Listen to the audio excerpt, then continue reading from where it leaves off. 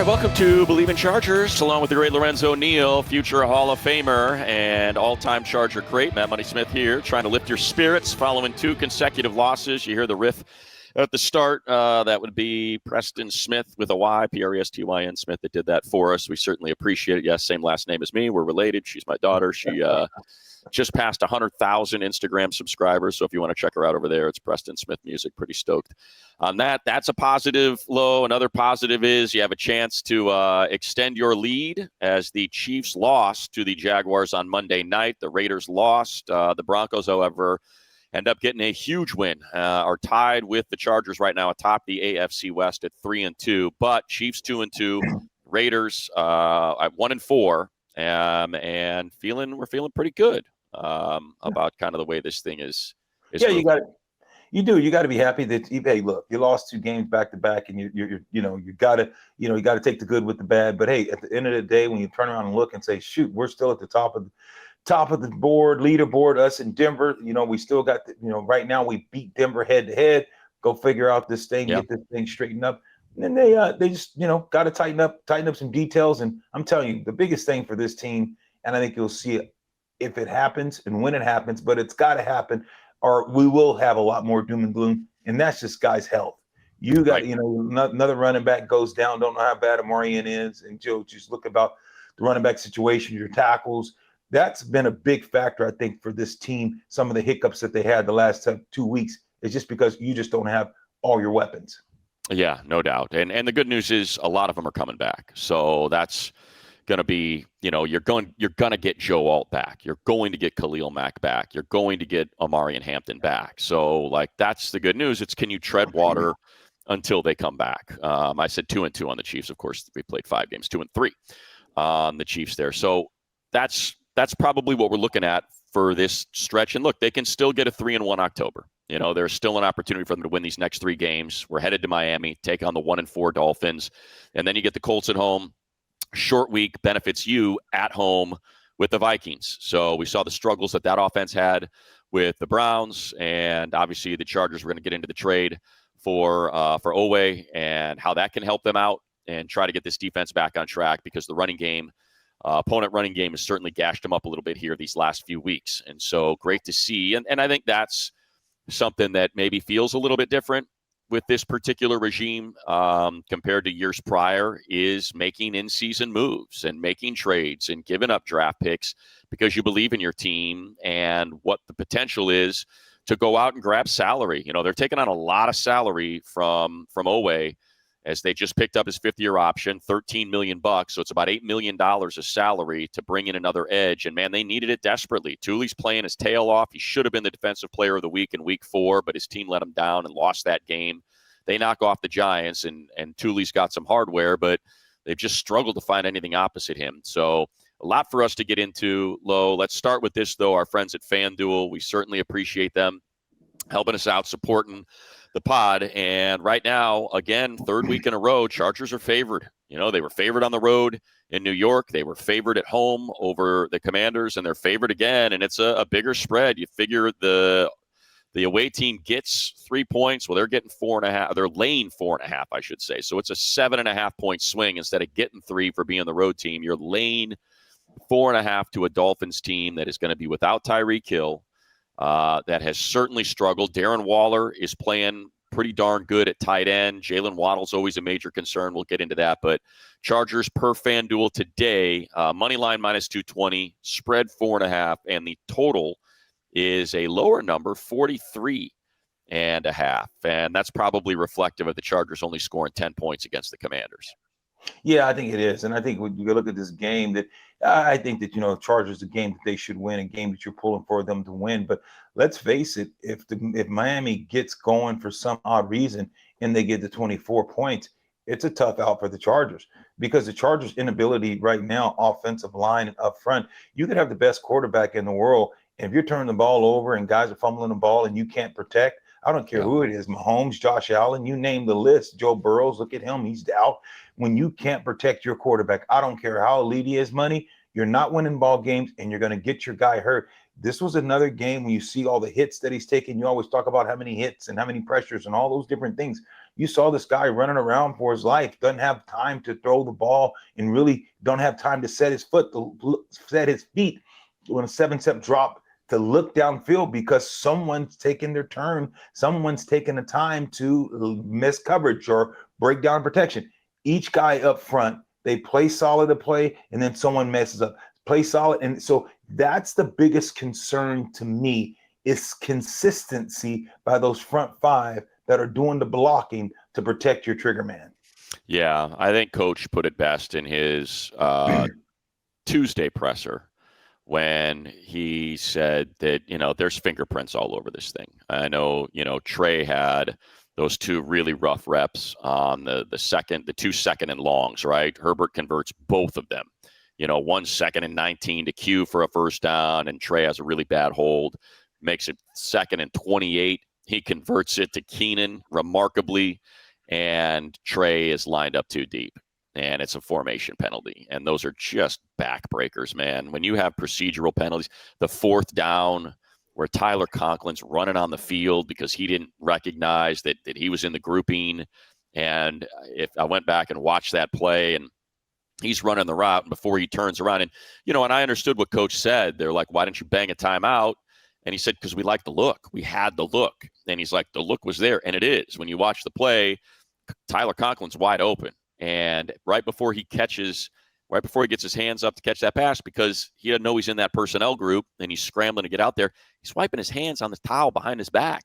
And it's like, it's towel, then it's up here, and it hits him in the head. It's perfectly thrown ball by Herbert. And instead, you're getting booted off the field. And I think that's the thing. It's 20-10. You got a 1st and goal from the 1. And you can't convert it. Instead, you don't get any points. It's a turnover on that interception on the tip ball. You got a 57-yard punt return for a touchdown. Incredible punt return by Ladd McConkey. Yeah.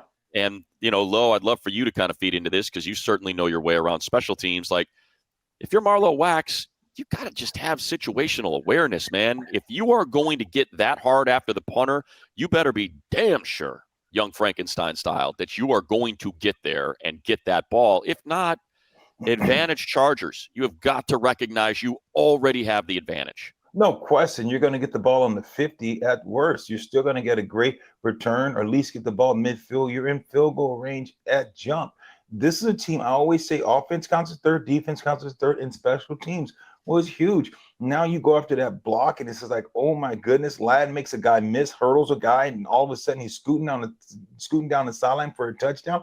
This game, do you know the Commanders? I'm not saying they would have won that game. I'm saying they still would have won, but you would have made that team have to work a lot harder than they did. Because think about when Q fumbles that ball going into the red zone, they're on the 10-yard line.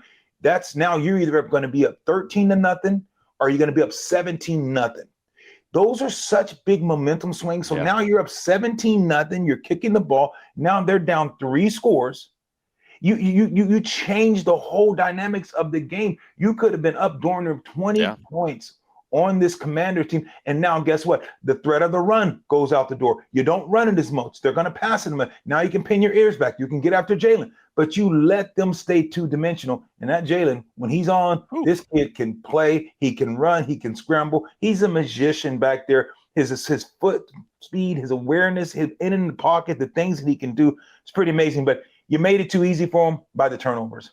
Yeah, and you saying, look, and as good as Jalen was, he wasn't the best player on offense. It was Ja'Cory Krosky-Merritt. Bill Krosky-Merritt was something, man. That back is good. That late 7th rounder, he can run the hell out of the ball. And I also think it's a product of the Chargers defense having issues. They can, and that's why they traded for Oweh. They can't set the edge on that side. Thule's fine setting the edge, but you just saw Caleb Murphy getting cleaned out and washed out snap after snap. And that's why they went out and got the big body of Oweh. But to your point, Lo, and I think look, I say it, but then I'm going to do it. I don't like complaining about the officials, but I just feel like, man, I have watched so many headshots this season not get flagged. And I'm trying, like, Q took an absolute lick. That is a helmet-to-helmet hit. His whole head snaps back when the defender, I think it was Quay Martin, lowers his crown and cracks him right in the chin, and that knocks the ball out. His shoulder hit his hand to knock it out, but it was the head-to-head that probably just jolted him. that caused that thing to come out needs to be flagged. Keenan on that 1st and goal from the 1 is cutting in and flashing wide open. Herbert lets go of that ball before, again, it was Martin, yanks that jersey and chugs him, and the ball goes off his fingertips. You got the back judge right in front of him. That doesn't get flagged. So you've got this whole confluence of events. Procedural errors, inexcusable. Guys not knowing they're supposed to be going in a personnel group on a 4th and 2, and then they're scrambling to get something going. They only had 10 guys on the field for Cam Dicker's 54-yard field goal. Thank God Cam's got ice in his veins and didn't care. Was still able to boot that thing through. First play of the game, you got a formation penalty on the kickoff that cost you 5 yards. You got Herbert telling Bradley Bozeman what the blitz, where the blitz is coming from and who the hot is. And Bradley's oblivious to it. And you get a free rusher, and Herbert takes one of his 10 hits in that game. It's just, it's frustrating, but it's stuff that can be cleaned up. Right. And it's just like, clean it up, man. Like these last 2 games, 24 penalties for 194 yards. Like, we said it. You can't, if the Chargers, like you've talked about it a lot, Lo, if they can just get to 21 points or 24 points, like to me, I think what it is, just don't give them any easy buttons, man. You give the Giants 2 turnovers that start a drive with goal to go from the 5, you're going to lose that game. With the Commanders, you have that fumble, like you said, you're up 10-0. And they can't get anything going through a quarter and a half. You go up 13 or 17-0 the way they were moving that ball, and it completely changes everything. And then on top of that, after the fumble, defense gets after it. It's a 3rd and 16, and you're just going to get a 3 and out, get that ball back to go into the half with maybe another 3 or a 7. They're not going to touch the ball again. And I got St. Juice playing a 12-yard cushion on Jalen Lane, and it's an easy reception for a first down on a 3rd and 16. It's just, to me, it's these little things that we haven't seen with this team. Like it has not looked like this up until these last few games. Yeah, and that's when we were talking about, that's what I was saying, guys are taking turns making a mistake. They're taking turns having a mental error, mental breakdown. Guys are taking turns. You have to clean this up. Especially because right now you're not good enough. You're not good enough up front. Right. You're not good enough on defense to overcome a lot of these things. If you play solid football, though, and you minimize your errors, you still can win, even though you don't have all your weapons. And that's what you're alluding to. Hey, look, if I got all my horses and we make some mistakes, we can overcome a couple. But when you don't have all your horses offensively, man, you got 2 two tackles that are all perennial, all pro. You got all day. You don't have to worry about your edges being compromised. You got both your running backs, guys that can get downhill, they can do those things. When you have that, you know what? I can overcome some setbacks because I know that other guys can pick up the slack. But when I don't have that and I go and make mistakes, we talk about it right now. Look at Buffalo. Buffalo's probably the best team in the AFC, but let Josh Allen throw you 4 interceptions. You lose the turnover battle in the National Football League. You lose it, and it's double. You lose it. You usually lose those football games. If you lose the turnover battle in the National Football League, you usually lose those games. Josh Allen, New England Patriots. New England Patriots has no business going to Buffalo, winning that game. But when you throw that many interceptions and you put the ball on the ground and you're careless with it, this is the National Football League. A bad team can beat you. And that's what scares me heading into this week. Miami's a bad team. They're not necessarily good. The Giants are a bad team. The Giants will be lucky to win 5 games this year. Mark it down. Put it in a thing. They are going to struggle to win 5 games because they're inconsistent. They're not good enough. You have let a game get away. And this team that you lost to this week, you still should have beat the Commanders. I mean, but they're a good team. They're going to be it. Yeah, they're okay. But watch at the end of the year when Jalen gets cooking and the way that they're able to run the ball and they get some of their players back, they will be one of the teams in the NFC that is going to be challenging. Yeah, I think in that game, Lo, you said it perfectly, though. to me, like they were so overmatched in the first quarter and a half. They got nothing going, and even and they have they're like you said, good I think is the appropriate word. They don't have any great pass rushers, but Dorrance Armstrong is good. He's really good. Daron Payne is good. You have their linebackers are so stiff, and that's why Herbert was carving them up, man. Like Luvu can rush the passer, but you get him in space, he's got nothing. Bobby Wagner, man, he's got nothing out there. So it's just, and those are available. And that's where, again, I go back to what Coach Harbaugh said with there's fingerprints all over this thing. It's like, Coach Dev, our O-line coach, somehow you've got to communicate to Austin Deculus, you can't lose inside. You're the left tackle. You cannot lose inside repeatedly.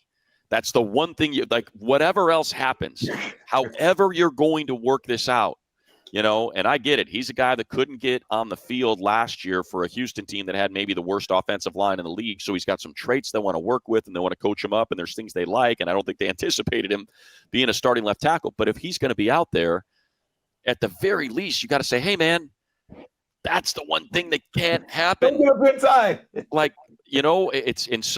it happened over and over again. And I think that's where you get a little frustrated. And I think I was surprised. I thought Sawyer was going to start at left tackle.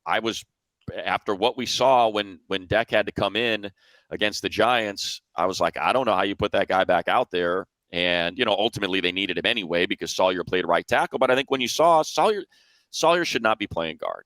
He's okay at tackle. He's not a guard.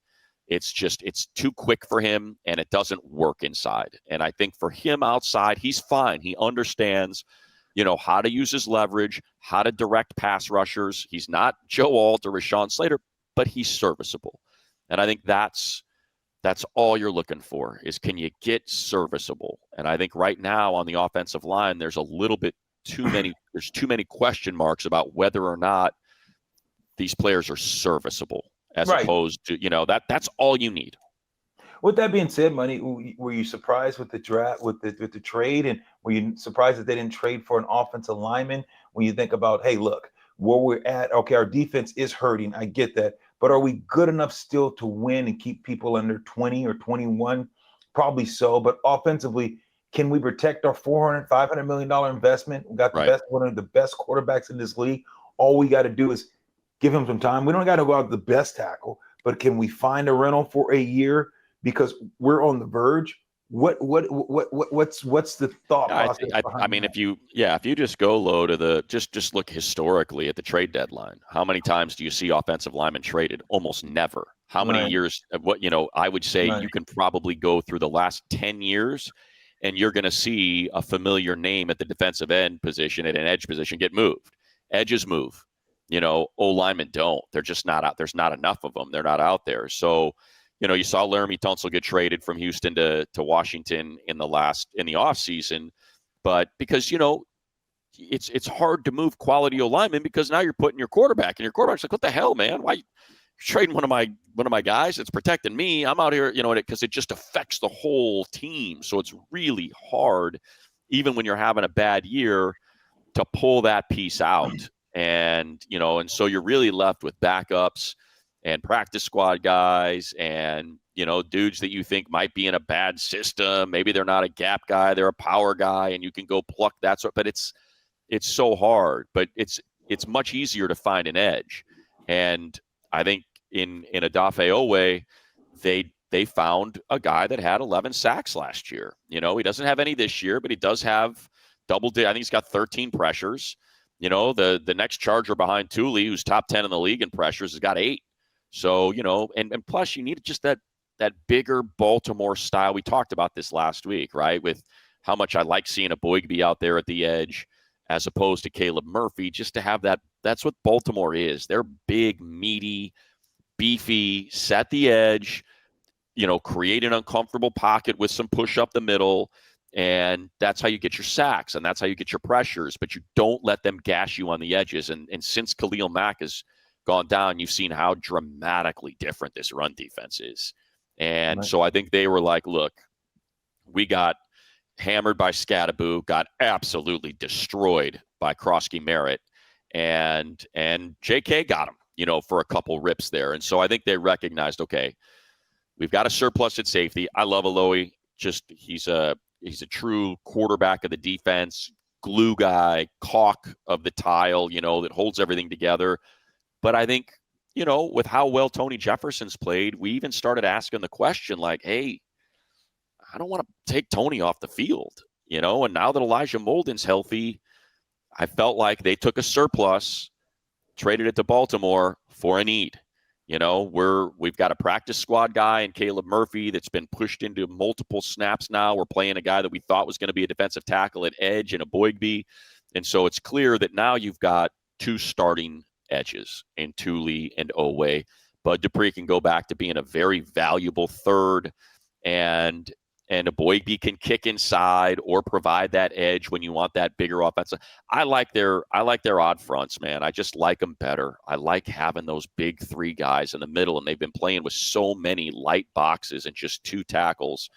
And I just don't think it works as well in dime. I like the idea of having Hand, Jones, Tart, and then drop Oweh and Thule, and I just think that presents a much better front than the way they've been doing it with Thule and Caleb and just like Tier and Caldwell, and it just doesn't work as well to me. Right. Do you think Baltimore pushed the reset for this year? Do you look at Baltimore and say, as I watched them play, and disrespect to Harbaugh, he's a great coach, that because he's been always in the playoffs, won a Super Bowl. Is it reset? Is King Henry? Can we get King Henry too? is an opportunity there for the Chargers? I mean, our running backs are dropping too. Who's going to be the guy? Who's going to be the guy next couple of weeks to step up? You think that's going to make this running game go? Because if play action is huge, and if you don't have the threat of the run, is Haskett, are these guys good enough to get this running game make it even serviceable? Well, I go back to the 53-man roster and the conversation we were having, and I know it was not a popular opinion because of the fumbles, but I'm happy that Nyheim Hines is back. I think he's a professional. He's good in pass pro. He's great catching the ball out of the backfield. So they just signed him to the practice squad. I assume he'll be elevated for the game. Who's going to be the one? Don't know. I think it's, 6 of one, half dozen of the other if it's Haskins or Kamani. But I think if Nyheim, because he was here for a good chunk of training camp, I could see him being out there as the starter. He runs hard. He's shifty. He's incredible with he can run routes like a receiver. He's that good as a pass catching back. He's small, but he's strong, man. He's good in pass pro. And I think were it not for those two fumbles in the preseason on punt returns, he probably would have made the team. I really Bleav that, just because I think with Hampton and Najee, he was such a perfect complement, as that guy. So, I think with Haskins, look, he's a 4-core special teamer, and he got no carries. Even when there was no Najee out there, it was just Hampton that got 12. Herbert won against the Giants. They didn't even give him any. So I think that kind of tells you where they thought he is as a runner. I thought he ran really well in the preseason, ran hard. So hopefully with an opportunity, he can do a little bit more, but he takes a little bit to get going, whereas, Najee burst, go, not a lot of top end. Amarian burst and top end. Kamani, I thought, had some really nice runs. He had that beautiful 11-yard run that set up the goal to go in the 1st and goal. So, I think a lot of people, running backs are available. You can go find a running back. And I think if they, in fact, do go out, look, they don't have a lot of draft picks in 2026, and we know they love draft picks. They already got rid of a 5th. So they traded a low and a 5th for Oweh and a 7th in 2027. So, an Oweh could bring you a comp pick back if you don't re-sign him. He's on his 5th-year option, and he's a former first-round pick. So, there's value there if you can turn him back into the 11 sack guy that he was last year, for sure. I mean, he's a legitimate, elite defensive end, and Khalil's, maybe thinking about calling it. So, he's a guy that could be a long-term solution. And, hey, for a 5th-round pick and a guy that in Oweh that you probably weren't going to bring back that's in the last year of his deal, great deal there. Running back, if they trade for someone low, to answer your question, I think it tells you that Amarian's injury is a lot worse than just 4 weeks. That's my guess. If they do go out and, here, I'll pull up the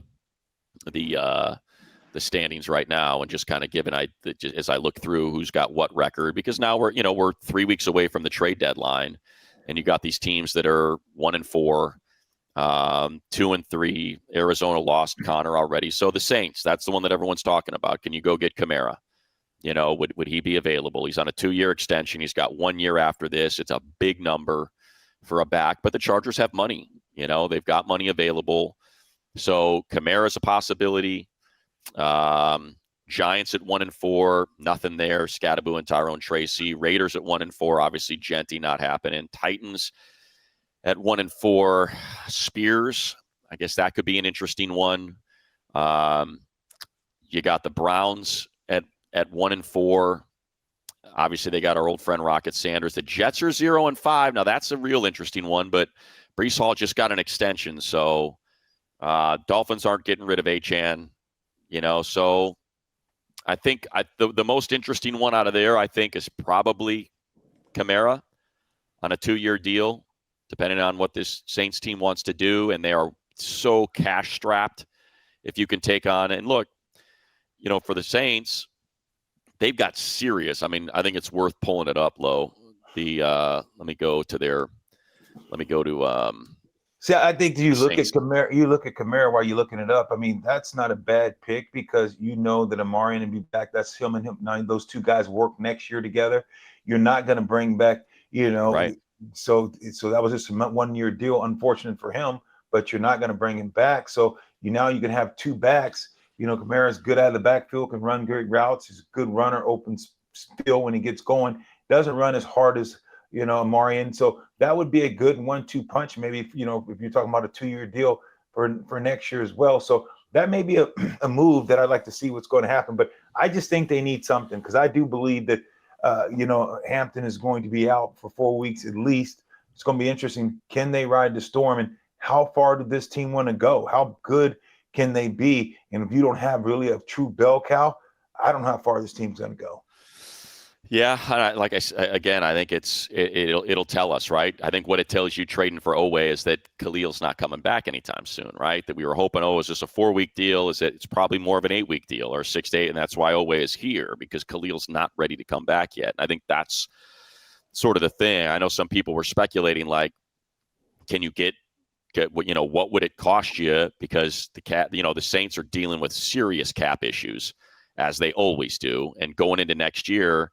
If you can just take that, $18 million of Kamara for next year and grab an offensive lineman as well, can you get, former Michigan guy Cesar Ruiz, who's making his salary is going to jump from 5.8 to $14 million next year at guard, and can you somehow put a package together for those two guys and get something out of it by taking, 14 and what's Kamara 18. 32 million bucks of cap hits off their books next year by just, and that probably is going to, not a lot of teams have the ability to take on that kind of salary in the middle of the season. The Chargers do.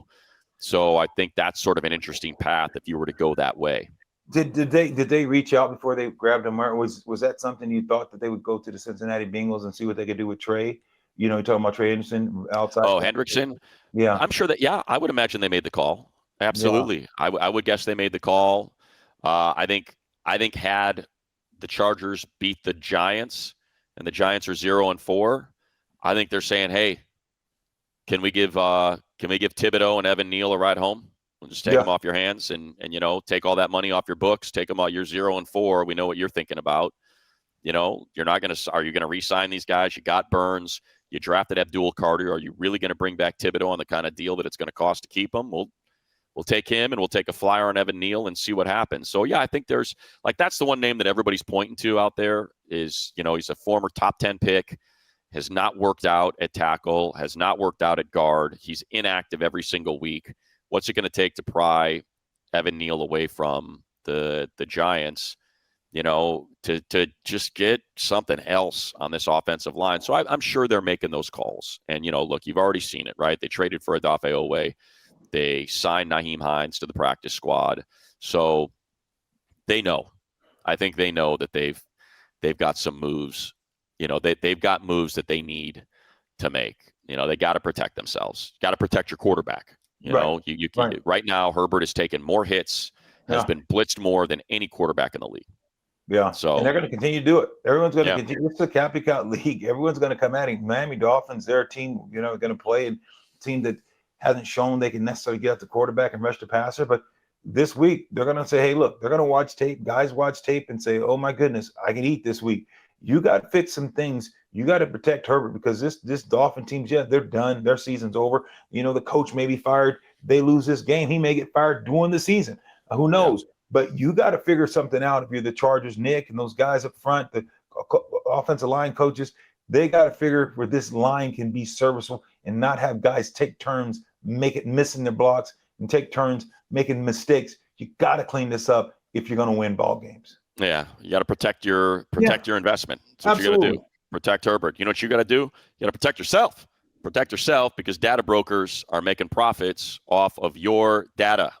Your data is a commodity. Anyone can buy your private details. I've said it before. I'll say it again. I'm talking about Delete Me. This is a valuable asset you can have to protect yourself and your family. I had my identity stolen. It happened right in the middle of me buying a new house and trying to get approved for a mortgage. It cost me 1/4 of a point because this fool somehow got a hold of all my information, took out a bunch of freaking credit cards, applied for stuff, and ended up getting some sort of loan on tires that he wasn't paying, and it cost me 1/4 point, which is a lot of money. I don't want to see that happen to you. Lean on Delete Me. Take control of your data. Keep your private life private by signing up for Delete Me. We have a special discount for you, our Bleav in Chargers listeners. You're going to get 20% off your Delete Me plan. All you have to do is visit deleteme.com/pro. That's PRO. Use the promo code PRO at checkout. That's how you get the only way to get 20% off. Join deleteme.com. That's the website with the word join in it. Join deleteme.com/pro. Enter the code PRO at checkout. Join deleteme.com/pro, code PRO, in order to get that 20%. Highly, highly recommend that. You mentioned Nick Hardwick, Mike Devlin, the offensive line. That's a huge part of it. They only got one quarterback hit and one sack. It all obviously on the same play. Boygby got his second sack in 2 games. Love to see that young player ascending. That's great, but that's the other reason they go out and trade for Oweh. You got to get to Tua. Tua can get affected. You heat him up, and he's going to give you some. And that's got to happen. When I pulled up Miami Dolphins offensive line, and I was, well, first of all, they can get after the passer now. Bradley Chubb, Jalen Phillips got 20 pressures. Bradley Chubb's got 4.5 sacks. Yeah. So they can get after it. They did not get after it last week. Last week they struggled, and that's why you saw the Panthers offense really put it on them because they ran the ball. They ran the hell out of the ball. What did we have last week? Last week you had 5 pressures from Seiler, 3 from Jalen, 4 from Bradley Chubb, 2 sacks. Okay, they did get after it last week, but check this out. Their pass protection, you can eat now. You can eat because you got Jonas Savaiinea. He had allowed 2 sacks. He had and I'm not crazy about the PFF grading system on offensive linemen. You don't know what their assignments are, all that stuff. But when I see a guy had a 0.0 and good is 70, average is like 68, 0.0. So they have this rate. They have this measurement called pass blocking efficiency. It's sacks plus hits plus hurries plus pass blocking divided by pass blocking set. You always want that to be like 97.5 is the lowest you want it to be. He's at 95. You got your tackle, Patrick Paul, at 96. You got their center's all right. Aaron Brewer's played pretty well this year. But you got 2, 4, 5, 6, 7, 8, 9 pressures allowed last week against the Panthers. So this is Savaiinea is a guy you can get after on the inside. And Tier Tart has been so good on that interior. So I got visions of Cole Strange and Savaiinea, and that interior. This is a Jamari Caldwell, Tier Tart. They had Tito in last week after being down 2, and Naquan was down. I don't like that. I think Naquan's the more effective player right now. And Tito got ripped for that trip, which was just a dumb penalty, that leg whip that he had. So to me, I think I'd like to see Naquan back up there, and I'd like to see that front with Tier, Naquan, Hand, and Caldwell and a Boygby all rotating through there, I think they can get after this group. They can get after those guards. And I think Oweh and Thule can get after these tackles as well. Patrick Paul and Larry Borum, they're better than the guards are, but you can still get after them. And that's the key to this one for me, Lo, is affect Tua. Don't let Achane beat you. He's got world-class speed. Set the edge. Don't let him beat you. Get that beef out there in the middle. And to me, that's the key defensively. And I think that might be the more important side of the ball here, to just not let these teams gash you like the Giants. I think the Commanders had 21 first downs, 9 on the ground. The Giants had 11 rushing first downs. Like, you just can't let that happen a third week in a row. No, you really can, and that's when I'm made a trade. But when you think about it, this game is won and lost, and I say it all the time. It's won and lost in the trenches, and this is one of those games with no exception to the rule, especially the side of the offense. Which offensive line is going to play better? Look, if the Chargers offensive line plays just a little bit better, it doesn't matter if Miami Dolphins line plays a little bit better, because they can play better, but we have a better quarterback, and he's going to hide a multitude of faults. So when you think about it, look, if you can protect your quarterback and just give him time, he is going to make more things happen than Tua can. So you can win this game. It's coming down to both of these offenses. Which offense is going to protect their passer and have their passer efficient or inefficient? That's the ball game this week. It's about the trenches. Yeah, I'm with you, Lo. And let's not lose a player. Can we not lose a player, man? It's like to go from Khalil Mack, no Joe Alt, no Amari and Hampton. You're talking about Pro Bowl level players in 3 out of 4 weeks that have gone down. Can we not lose a player? Najee, it's like, it's crazy what's going on this year with how bad it's become. Mekhi Becton, I don't know what you got to do with that finger, but let's just get it taped up before the game or something. I'm not one to press these dudes. I know you can speak to it. Obviously, I shouldn't even speak to it, but man, if I see Mekhi leave and he's just kind of hanging around on the sideline, sucking water out of a Gatorade bottle, where his guys are getting their heads caved in. Come on, man, let's figure that out. Can we just make it a club or what? Let's Ronnie Lott it, money. Let's Ronnie Lott it. Let's just cut the digit. Let's cut the digit off, man. Cut it down to the nub. Let's go, baby. Because they need him, man. They desperately need Mekhi out there to at least get the interior to be the same and consistent. If it's going to be Bradley again, who's really struggled these last couple weeks, at least you have Zion, Bradley, Mekhi out there. That's going a lot better than when they had Zion, Bradley, and Sawyer out there. And I think I'd like to see Sawyer at left tackle instead of Deculus, as long as Trey is good to go with that knee. And, and again, I know people are taking shots at Trey, but at least he's out there, man. At least he's trying, and he's not going to the locker room for 10 snaps. He's like, figure it out, tape it up. Now get back out there.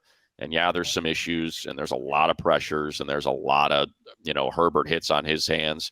But at the same time, I applaud him for fighting through it. He's had a knee and he's had an ankle all year, and they need him out there. And we need Will Dissly back, man. Got to get, and more Tucker Fisk. There was one run that I think Amarian had. Whew, Tucker Fisk laid some lumber now on that thing, man. Just more of him, please. I think that's what I got. Keep it going with Q and Keenan. Congratulations, Keenan, 1,000 receptions, faster than any player in NFL history. That's awesome. And let's clean it up, man. Just clean it up. Avoid screwing yourself over with dumb penalties, and get back to Harbaugh football. Jim Harbaugh's teams do not commit penalties like that. So to have whatever it's been, 24 in the last 2 weeks is just crazy. Yeah, if I was going to talk to the team, say Harb's, has had me talk to him and leave him a video. If I was leaving a video, I would say, pick your head up, stop feeling sorry for yourself, and stop having these self-inflicted wounds. You're good enough. Your best is good enough. Stop trying to do everyone else's job. Stop trying to play perfect. Do your job, and it's good enough. We're a good enough team to ride the storm to our help, till the cavalry come back. Don't try to be what you're not. If you're an orange soda, be an orange soda. You can't become a Pepsi. Stop trying to do too much. You have guys trying to do too much, trying to be involved, trying just saying, I have to make sure if I'm out there to set an edge, I'm not going to jump inside and try to get back out, try to set the edge. I'm not trying to jump inside to make a tackle. I'm going to set the edge. I'm going to constrict the edge. So now the linebackers can make plays, get downhill. If I'm playing tackle, offensive tackle, I'm putting that inside foot in the ground and I'm giving him a soft edge, and I'm going to make sure I keep my shoulders parallel to the line, don't get beat underneath, and let him take the long way. These are just the small things that this team needs to do. It's about technique and details, attention to details. That's how you get things back on track. It's not trying to do more. It's refining what you already know. Yeah, and obviously I can't add anything to that, Lo. The only thing I would add is, and if you got a guy backed up in his own end zone and his heels are on the back line and he's punting away, don't worry about blocking the punt, man. Don't worry about it. All right? Let's just let Ladd get the ball and do some things. Okay, I appreciate the effort. Know what you're trying to do here. Let's not be a hero. Like you said, do less. Do less, and we're going to be better off. So should be. Look, they're 1-4. They just lost to the Panthers, and they are reeling. It is a team that is reeling right now. So you should that they still, as you said, Lo, it's the NFL. They're, it's still a team that, was hanging with the Bills, hung with the Patriots, and, had some balls bounce in a weird way against the Panthers, and that's why they lost. They still have Bradley Chubb and Jalen Phillips and Minkah Fitzpatrick on that defense. You still have Jalen Waddle, who's one of the fastest players in the league. Devin Achane, that's one of the fastest players in the league, and guys that can do damage to you if you're not careful and mind your assignments. So assignment-based football, like you said, I want to see the linebackers. I feel like they're thinking too much. It's like, hey man, how are we blocking this thing up? And I want you hitting this. And where's your fit? Just go hit it. Just go hit your fit. Instead, I just feel like they're waiting, and then the O-linemen are getting to their level, and it's like, no, man. And to me, that speaks to your point of just trying to do too much. Just get your fit right, and we'll be fine. Yep. Set the edge. You get your fit, and it's going to bounce it to another hole. Instead of you sitting back there you're right. You're playing pick-a-boo back there, and now the lineman got pushed back in your lap, and now you can't tackle. You're making arm tackles. It's 5 yards down the field. Instead of running in there, hitting your fit, trust your defensive lineman going to grow up and hold on to that guard, hold on to the guard, and hold on to the center, and now you play that B gap. But you hit it downhill. Now if he bounces right into that B gap where your guy is, and now you can come around that door. Just keep it simple. Do your job. I'm with you, Money. It's easy. Go. Let's start coaching, baby. Me and you. Oh, yeah. And by me and you, I mean you and you. And I'll just be the guy holding the water bottle. You got some water? Well, how about a towel? A towel? Here's water. All right, Lo. Let's get this win this week and get back to feeling better next week on Bleav in Chargers. Appreciate everybody. Leave your comments below. We try to interact with you through all of those. And, again, thanks to our friends at FanDuel. Chargers -4.5. with an over-under that is at 43.5 right now. So some interesting numbers on this one. Lean on FanDuel for all your needs. We'll be back again next week.